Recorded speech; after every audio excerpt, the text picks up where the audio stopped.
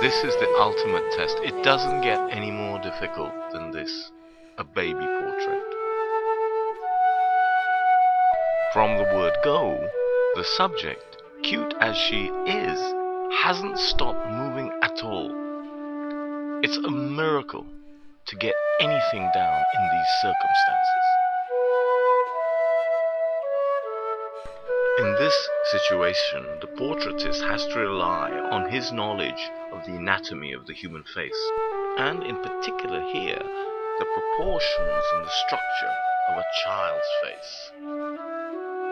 Above all, as a portraitist in this situation, you are reliant on your visual memory. You must wait until the child is in the right position, and then you look, you memorize, and you put it down. There's no other way to do it when you've got a moving target like this.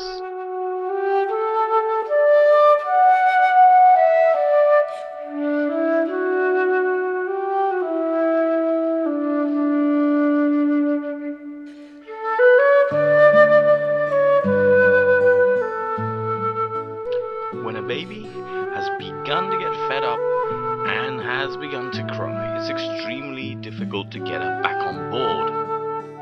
Here the artist is using every trick in the book to keep the child amused and attract her attention. It's been an all-round team effort. Without the cooperation of the parents, the portrait wouldn't have been possible either. But above all, we have to take our hat off to the artist. What a brilliant, brilliant portrait. Coucou.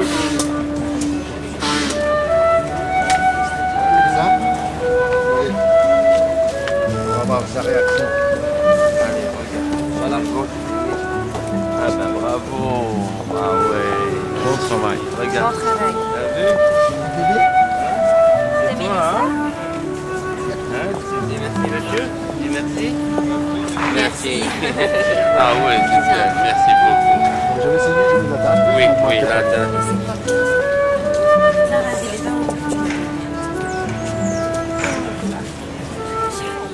Now that was a really brilliant portrait, but sometimes the best solution when you're drawing very small children is to use a photograph, especially if the client can provide you with a very expressive photograph. You can add body, you can add hands, you can do things which would be practically impossible to do from life. So, never work with children and animals? No, it's possible. Everything's possible if you have good photographs. Having said that, most photographs are very boring, and you can't capture personality and get vitality from a photograph in the same way as you can from a live sitter.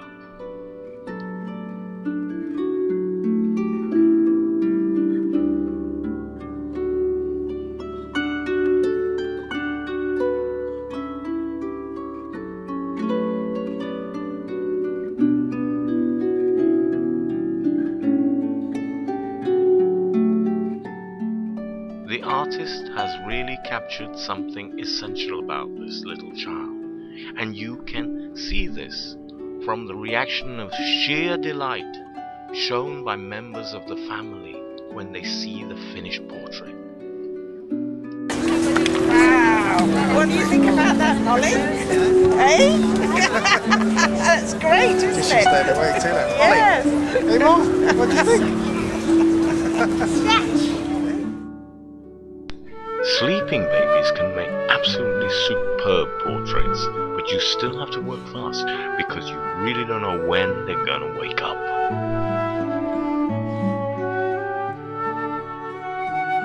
This young man is staying really still because he really wants his portrait drawn.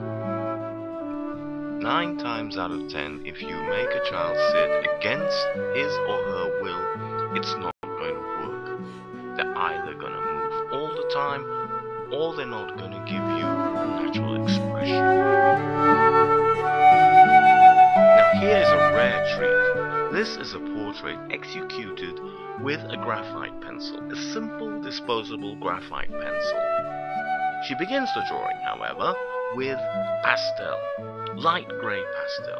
She roughs it out just to get the framework right, just to get the proportions right. Now, we don't see graphite used very much at the Place de Tête. It's not very commercial, it's not very popular with the general public, which is a shame, because it's a very delicate medium, it's very sensitive, and in some ways, it's the ideal media to be used for drawing children. Now watch how beautifully the artist brings to life the eyes with this, the most simplest of drawing instruments.